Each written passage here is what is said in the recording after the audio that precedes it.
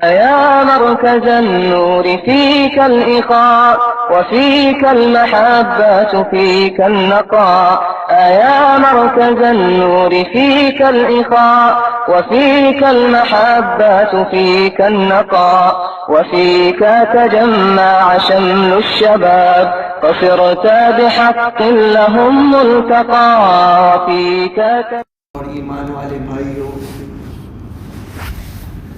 ہم سب جانتے ہیں کہ رمضان المبارک کا مہینہ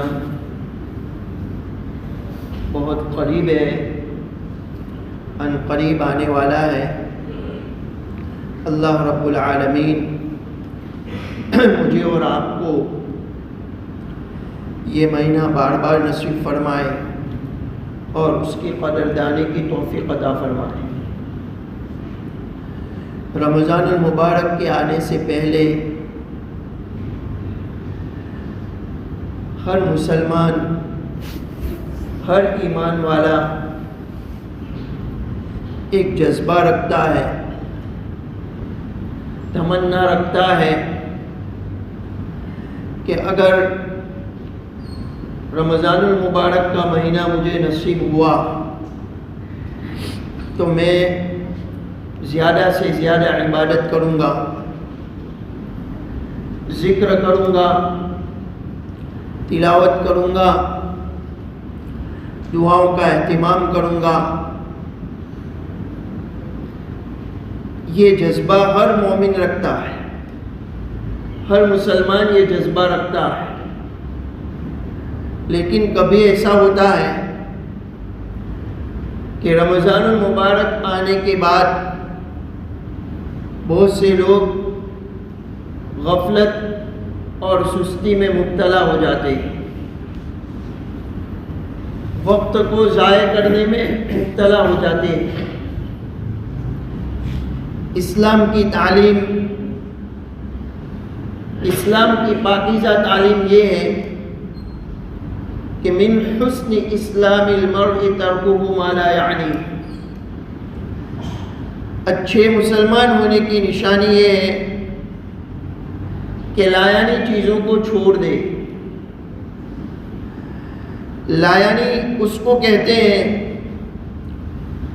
جس میں نہ دنیا کا فائدہ ہو نہ آخرت کا فائدہ ہو۔ ایسی باتوں کو، ایسے کاموں کو، ایسے مشغلوں کو انسان چھوڑ دے، یہ اچھے مسلمان ہونے کی نشانی ہے۔ اور اس میں بہت بڑا فائدہ ہے، صحت کی بھی حفاظت ہے، وقت کی بھی حفاظت ہے اور ایمان کی بھی حفاظت ہے۔ لایانی چیزوں کو چھوڑنے میں، فضولیات سے بچنے میں، وقت کی بھی حفاظت، صحت کی بھی حفاظت اور ایمان کی بھی حفاظت ہے۔ اس لیے ہمیں چاہیے کہ رمضان المبارک کے مہینے کو اچھے کاموں میں،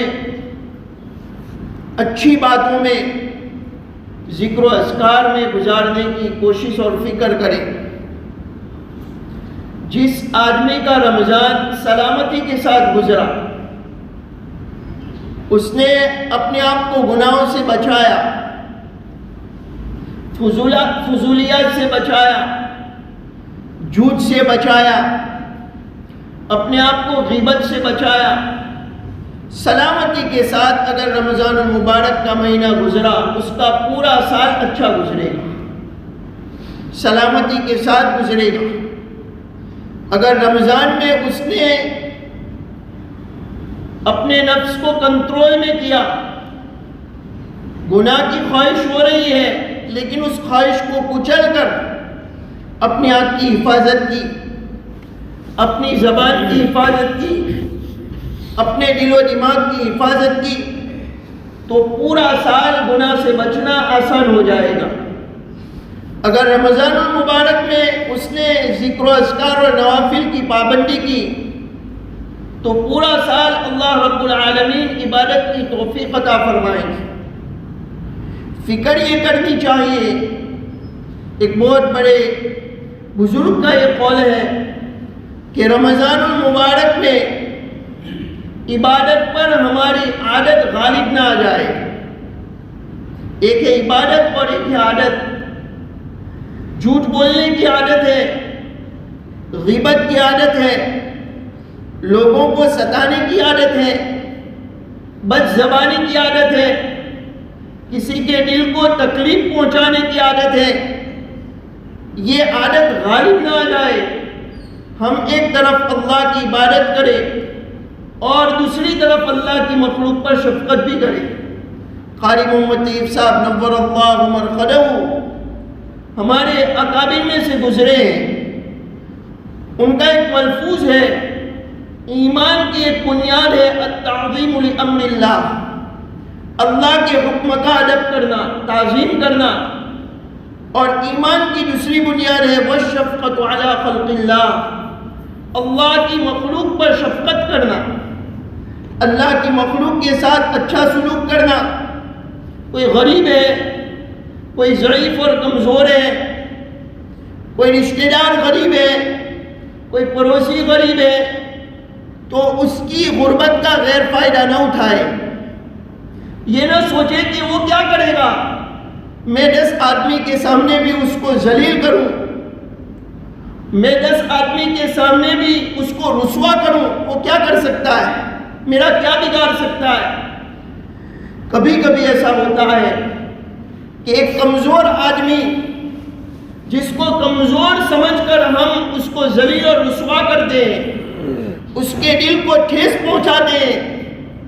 وہ کمزور ہونے کی وجہ سے پلٹ کر جواب تو نہیں دے سکتا ہے، ضعیف ہے، کمزور ہے، جواب تو نہیں دے سکتا، لیکن اس کے دل سے جو آہ نکلتی ہے، جو اس کے دل کو ٹھیس پہنچتی ہے، جو اس کا دل دکھتا ہے، اس کے نتیجے میں وہ جب دعا کے لیے ہاتھ اٹھائے گا تو اس ظالم کے لیے بد دعا کرے گا، اور اس بد دعا کے نتیجے میں یہ ظالم ہلاک اور برباد ہو جائے گا. اس لیے اسلام کی تعلیم ہے کہ مظلوم کی بد دعا سے بچو. اس کے اور اللہ کی قبولیت کے درمیان کوئی حجاب اور پردہ نہیں ہے، قبولی ہوتی ہے. مظلوم کی بد دعا سے بچو. رمضان میں بہت سے سفیر حضرات آتے ہیں، بہت سے غریب لوگ آتے ہیں. کبھی کبھی آدمی اپنے مال کے نشے میں، مرتبے کے نشے میں بدسلوکی کر دیتا ہے، ان کے دل کو ٹھیس پہنچا دیتا ہے. وہ سفر کی حالت میں ہوتے ہیں، ایک تو مظلوم اور دوسرا مسافر بھی ہے. اگر بد دعا کا جملہ نکل گیا تو یہ جملہ ہماری ہلاکت اور برباد کا ذریعہ بن سکتا ہے. اس لیے ایک طرف اللہ کی عبادت کرے اور دوسری طرف اللہ کی مخلوق پر شفقت کا اہتمام کرے. نبی اکرم صلی اللہ علیہ وسلم کے ایک صحابی تھے. اللہ کے نبی صلی اللہ علیہ وسلم نے دیکھا وہ اپنے غلام پر غصے کی حالت میں تھے، غصہ کر رہے تھے، قریب تھا کہ ان کو مار دے، پٹائی کر دے. اللہ کے نبی صلی اللہ علیہ وسلم نے اس موقع پر جو ارشاد فرمایا وہ سنانا چاہتا ہوں. فرمایا تم جتنا اس کو سزا دینے پر قادر ہو، اللہ اس سے زیادہ سزا دینے پر قادر ہے. تم جتنا اس کو سزا دینے پر قادر ہو، یہ غلام ہے، ضعیف ہے، تمہارے ہاتھ کے نیچے کام کر رہا ہے، تمہارا ماتحت ہے، تم اس کو سزا دینے پر جتنا قادر ہو اس سے زیادہ اللہ تم کو سزا دینے پر قادر ہے. یہ سن کر صحابی رسول نے اس غلام کو آزاد کر دیا. چونکہ اللہ کے نبی کی صحبت ملی تھی، تزکیہ ہو چکا تھا، آخرت کی فکر تھی. ایک جملہ سنا نبی اکرم صلی اللہ علیہ وسلم کی مبارک زبان سے، انہوں نے اس غلام کو آزاد کر دیا. اللہ کے نبی صلی اللہ علیہ وسلم نے ارشاد فرمایا اگر تم ایسا نہ کرتے تو جہنم کی آگ تمہیں جھلسا دیتی. اگر تم ایسا نہ کرتے تو جہنم کی آگ تمہیں جھلسا دیتی۔ ہم اپنا جائزہ لیں، میں اپنا جائزہ لوں، آپ اپنا جائزہ لیں۔ کبھی کبھی ایسا ہوتا ہے آدمی نوافل کا تو اہتمام کرتا ہے لیکن اللہ کی مخلوق کے ساتھ اس کا سلوک اچھا نہیں ہوتا ہے۔ کبھی ایسا ہوتا ہے کہ آدمی اللہ کی مخلوق کی خدمت میں لگا ہے لیکن فرائض نمازوں کا روزوں کا اہتمام نہیں۔ یہ دونوں قسم کے لوگ بیمار ہیں۔ کامل مومن وہ ہے جو اللہ کی عبادت بھی کرے، فرائض کا اہتمام بھی کرے، نماز روزہ زکوٰۃ حج کا اہتمام بھی کرے، ساتھ ساتھ اللہ کی مخلوق پر شفقت بھی کرے۔ یہ مہینہ صبر کا مہینہ ہے، غمخواری کا مہینہ ہے، تو اللہ کے بندوں کے ساتھ ہمارا سلوک اچھا ہو اور ہم ضبط نفس کی مشق کرے، پریکٹس کرے کہ ہمارے اندر یہ صفت آ جائے کہ ہم اپنے نفس کو ضبط کرنے والے بنے، کنٹرول کرنے والے بنے، قابو اس کو قابو میں رکھنے والے بنے۔ یہ مشق کرے۔ صبر کی علماء کرام نے 3 قسمیں بیان کی ہے۔ پہلی قسم، صبر کی پہلی قسم صبر علی الطاعات، اطاعت پر صبر کرنا۔ ایک انسان سویا ہوا ہے اور فجر کا وقت ہوا، اذان ہوئی، اس کا نفس یہ چاہتا ہے، اس کی خواہش ہے کہ بستر پر لیٹا رہے، بیڈ پر پڑا رہے۔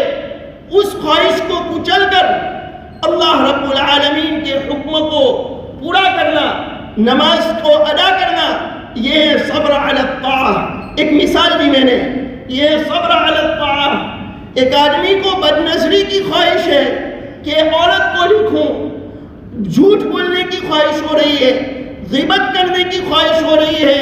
اپنی خواہش کو کچل کر اپنی آنکھ کی حفاظت کرنا، اپنی زبان کی حفاظت کرنا، یہ ہے صبر عن المعصیہ، کہ گناہ سے بچنا اور جو خواہش ہو رہی تھی اس کو کچل کر اللہ کو راضی کرنے کی اس نے فکر کی، اس کو کہتے ہیں صبر عن المعصیہ۔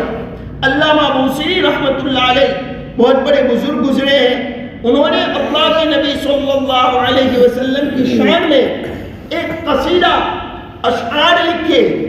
اللہ کے نبی صلی اللہ علیہ وسلم کی خواب میں زیارت ہوئی، ان کی خواب میں نبی اکرم صلی اللہ علیہ وسلم کی زیارت ہوئی، تو خواب میں ہی اللہ کے نبی نے ایک چادر ان کو دی۔ اس لیے اس قصیدے کو قصیدہ بردہ کہتے ہیں، بردہ عربی زبان میں چادر کو کہتے ہیں، اس قصیدے کو قصیدہ بردہ کہتے ہیں۔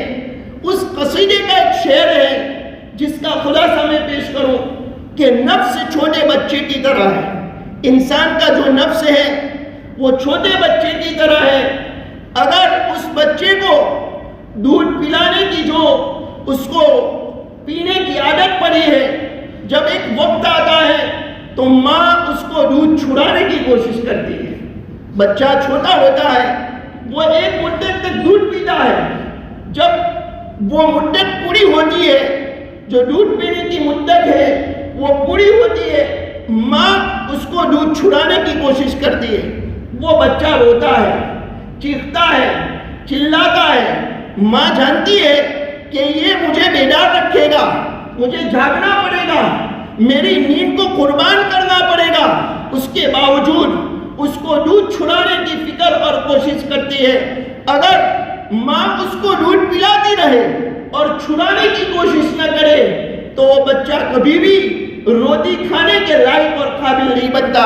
انسان کا نفس بھی چھوٹے بچے کی طرح ہے، اس کو گناہوں کی لت لگی ہوئی ہے، گناہوں کی عادت پڑی ہوئی ہے، جھوٹ کی عادت، غیبت کی عادت، چغلی کی عادت، دل آزاری کی عادت، یہ عادت پڑی ہوئی ہے۔ رمضان میں روزوں کے ساتھ اس کی مشق کرے کہ جس اللہ کے حکم سے میں نے کھانا چھوڑا، جس اللہ کے حکم سے میں نے پینا چھوڑا، جس اللہ کے حکم سے میں پیاسا رہا، بھوکا رہا، اس اللہ کو راضی کرنے کے لیے میں نے عمل کیا ہے، اسی اللہ کا حکم ہے گناہ چھوڑنے کا، اسی اللہ کا حکم ہے گناہ چھوڑنے کا۔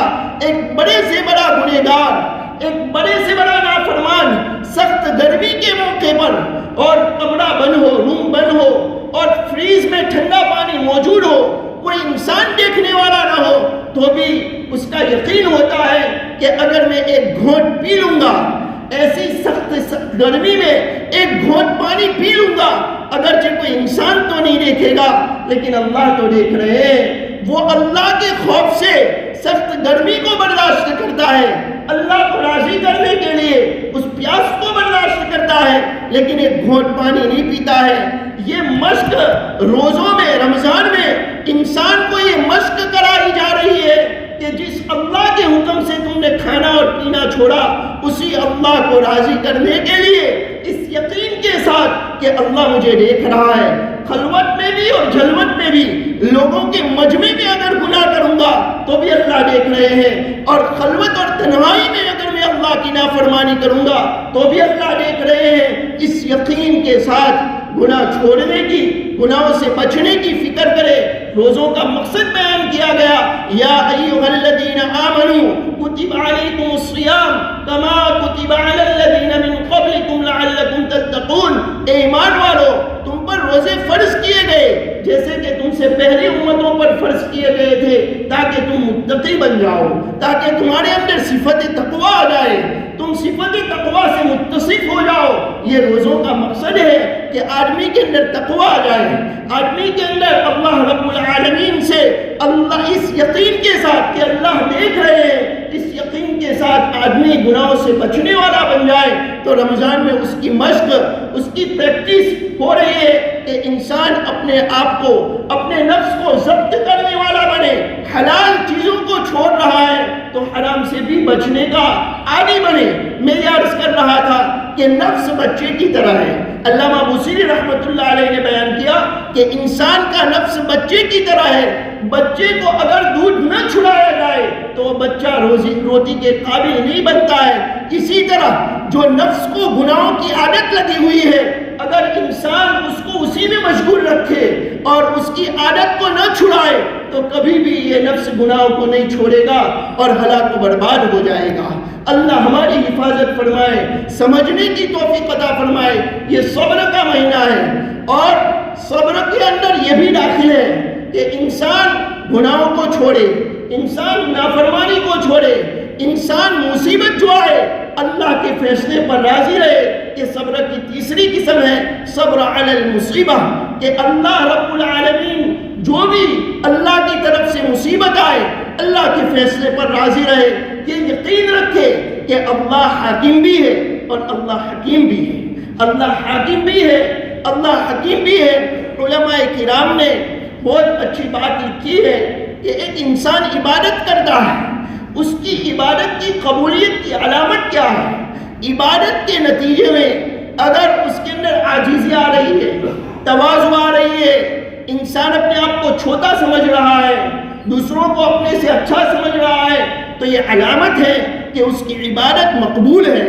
اور اگر عبادت کرنے کے بعد تکبر آ رہا ہے، لوگوں کو حقیر سمجھ رہا ہے، عجب میں مبتلا ہو رہا ہے، اپنے آپ کو اچھا سمجھ رہا ہے، تو یہ علامت ہے اس کی کہ اس کی عبادت مقبول نہیں ہے، قبول نہیں ہے۔ اس لیے روزے ایمان اور احتساب کے ساتھ رکھے۔ ایمان کا مطلب یہ ہے کہ اللہ کے وعدوں پر یقین ہو، ایمان کا مطلب یہ ہے کہ اللہ کے یہاں پر روزے ایمان اور احتساب کے ساتھ رکھے۔ اس کا مطلب بیان کر رہا ہوں کہ اللہ کے وعدوں پر یقین ہو اور روزوں پر جو ثواب مل رہا ہے اس کی بھی امید ہو، اس کو تسلی اور یقین ہو کہ اس روزے پر مجھے ثواب ملے گا، اللہ اجر عطا فرمائیں گے، اللہ رب العالمین مجھے اس پر بہت کچھ عطا فرمائیں گے۔ ایمان اور احتساب کے ساتھ انسان روزے رکھنے کا اہتمام کرے۔ خیر میں عرض کر رہا تھا کہ رمضان المبارک کا مہینہ یہ صبر کا مہینہ ہے، نیز یہ وہ مہینہ ہے، اچھی طرح سننا، تھوڑا وقت باقی ہے، اللہ رب العالمین مجھے اور آپ کو اس پر عمل کی توفیق عطا فرمائے۔ یہ وہ مہینہ ہے جس میں قرآن شریف نازل ہوا ہے، شہر رمضان الذی انزل فیہ القرآن۔ کتنا اونچا مہینہ، کتنا عظیم الشان مہینہ، جس میں اتنی بڑی کتاب جو سب سے اونچی کتاب ہے، سب سے اونچا اس کا مقام ہے، وہ کتاب نازل ہوئی، اور یہ کتاب ہدایت ہے۔ ان ھذا القرآن یہدی للتی ہی اقوم، یہ قرآن وہ کتاب ہے جو انسان کو سیدھا راستہ دکھاتی ہے، جو انسان کی صحیح چیز کی طرف رہنمائی کرتی ہے، یہ وہ کتاب ہے۔ اللہ رب العالمین نے رمضان المبارک میں قرآن شریف کو نازل کیا۔ ہمیں چاہیے کہ رمضان المبارک میں تلاوت کا بھی اہتمام کریں تجوید کے ساتھ، اس کے ساتھ ساتھ علماء حق کے جو دروس کے حلقے لگتے ہیں درس قرآن کے، اللہ کو راضی کرنے کے لیے اور اپنی اصلاح کی نیت سے اس میں شامل اور شریک ہونے کی فکر کریں۔ درس قرآن، علماء نے قرآن کے حق بیان کیے ہیں۔ پہلا حق قرآن شریف پر ایمان لانا، یہ قرآن کا پہلا حق ہے کہ قرآن پر انسان ایمان لائے۔ دوسرا حق یہ ہے کہ قرآن شریف کو تجوید کے ساتھ پڑھے۔ تیسرا حق یہ ہے کہ قرآن شریف کو سمجھے۔ چوتھا حق یہ ہے کہ قرآن شریف پر عمل کرے، اور پانچواں حق یہ ہے کہ قرآن کی دعوت کو عام کرے۔ اللہ رب العالمین نے جو کچھ قرآن میں فرمایا ہے اس کی دعوت کو عام کرے، یہ قرآن کے حقوق ہے۔ آج اکثر و بیشتر 75% سے زیادہ لوگ یہ حقوق ادا نہیں کر رہے ہیں، اور پھر رونا روتے ہیں کہ مسلمانوں پر یہ حالات کیوں ہیں، مسلمان یہ ذلیل کیوں ہو رہے ہیں، رسوا کیوں ہو رہے ہیں۔ صحیح معنی میں مسلمان تو بنو، صحیح معنی میں قرآن کے حقوق تو ادا کرو، صحیح معنی میں قرآن سے اپنا تعلق تو مضبوط کرو۔ اللہ کا وعدہ ہے وَلَا تَهِنُوا وَلَا تَحْزَنُوا وَأَنْتُمُ الْأَعْلَوْنَ إِن كُنتُم مُؤْمِنِينَ۔ اللہ بلند کریں گے، یہ اللہ کا وعدہ ہے، لیکن شرط ہے إِن كُنتُم مُؤْمِنِينَ، بشرطے کہ تم مومن بن کے رہے، بشرطے کہ تم ایمان والے بن کے رہے۔ صحیح معنی میں مومن تو بنو، صحیح معنی میں قرآن سے تعلق تو مضبوط کرو۔ اللہ رب العالمین بلند کریں گے اس کتاب کے ذریعے، اس کتاب کے ذریعے، قرآن کے ذریعے بہت سے لوگوں کو اللہ بلند کرتے ہیں اور بہت سے لوگوں کو ذلیل کرتے ہیں۔ کیا مطلب؟ جو قرآن پڑھتا ہے، سمجھتا ہے، عمل کرتا ہے، اس کی دعوت کو عام کرتا ہے، چاہے وہ کسی بھی گھرانے سے اس کا تعلق ہو، کسی بھی قوم سے اس کا تعلق ہو، غریب ہو یا امیر ہو، شہری ہو یا دیہاتی ہو، اللہ اس کو بلند کرتے ہیں۔ اور اگر قرآن پر عمل نہیں کرتا ہے، قرآن کی تلاوت نہیں کرتا ہے، قرآن کو سمجھنے کی کوشش نہیں کرتا ہے، قرآن کی ناقدری کرتا ہے، تو اللہ رب العالمین اس کو ذلیل، رسوا اور خوار کر دیتے ہیں۔ اس لیے اس مہینے میں قرآن شریف سے زیادہ ہمارا تعلق رہے، زیادہ سے زیادہ وقت ہمارا تلاوت میں، قرآن شریف کو سمجھنے میں گزرے، اس کی فکر کرے کیسی کتاب ہے۔ اللہ رب العالمین کا ارشاد ہے اللہ نزل احسن الحدیث کتابا متشابہا مثانی۔ اللہ رب العالمین فرماتے ہیں اللہ نے بہترین کلام نازل کیا ہے، اس کی آیتیں ملتی جلتی ہے، اس میں کوئی ٹکراؤ نہیں ہے، کوئی اختلاف نہیں ہے، کوئی تضاد نہیں ہے، کوئی وروداباس نہیں ہے۔ اس کی آیتیں ایک دوسرے کی تصدیق اور تقویت کا باعث ہیں، اور سمجھانے کے لیے بعض مضامین کو ایک سے مرتبہ، یعنی بعض باتوں کو دہرایا بھی گیا ہے، ایک سے زیادہ مرتبہ بیان کیا گیا ہے، لیکن اس طرح کہ انسان کو اکتاہٹ نہ ہو، انسان اکتاہٹ میں مبتلا نہ ہو۔ آگے فرمایا تقشعر منہ جلود الذین یخشون ربہم، کہ قرآن میں جب اللہ کی وعید کا تذکرہ آتا ہے تو اللہ سے ڈرنے والوں کے رونگٹے کھڑے ہو جاتے ہیں۔ تقشعر منہ جلود الذین یخشون ربہم، جب اللہ کی وعید کا تذکرہ آتا ہے تو اللہ سے ڈرنے والوں کے رونگٹے کھڑے ہو جاتے ہیں، اور جب مغفرت کا تذکرہ آتا ہے، اللہ کے وعدوں کا تذکرہ آتا ہے، تو ان کے قلوب اور ان کے جسم نرم ہو جاتے ہیں، یعنی اللہ رب العالمین کی کتاب پر عمل کرنے کی طرف متوجہ ہو جاتے ہیں۔ ذالک ھدی اللہ یہدی بہ من یشاء، یہ اللہ کی ہدایت ہے، یہ قرآن اللہ کی ہدایت ہے، اللہ اس کے ذریعے جس کو چاہتے ہیں ہدایت عطا فرماتے ہیں۔ وَمَن يُضْلِلِ اللَّهُ فَمَا لَهُ مِنْ هَادٍ، جس کو اللہ گمراہ کر دے اس کو کوئی ہدایت نہیں دے سکتا ہے۔ ایک لمبی روایت کا ایک حصہ ہے، حضرت علی رضی اللہ تعالیٰ عنہ سے روایت ہے کہ قرآن سے ہٹ کر جو ہدایت کو تلاش کرے گا اور طلب کرے گا اللہ اس کو گمراہ کر دیں گے۔ قرآن سے ہٹ کر جو ہدایت کو طلب کرے گا اللہ اس کو گمراہ کر دیں گے۔ اس لیے میرے عزیزو، اس مہینے میں قرآن جیسی کتاب نازل ہوئی، ہم اس کی قدر کریں، قرآن شریف کے حقوق ادا کرنے کی فکر کریں، اس کی مشق کرے. اللہ سے دعا ہے کہ اللہ مجھے اور آپ کو اور پوری امت مسلمہ کو رمضان المبارک کی قدر کی توفیق نصیب فرمائے. اس کے شب و روز، رات اور دن اللہ راضی رہے ایسے کاموں میں مشغول رہنے کی توفیق عطا فرمائے. ہر قسم کے گناہوں سے بچنے کی توفیق عطا فرمائے. توبہ اور استغفار کی توفیق عطا فرمائے. ایمان کامل کے ساتھ دنیا سے رخصت ہونا نصیب فرمائے. وآخر دعوانا ان الحمد للہ رب العالمین.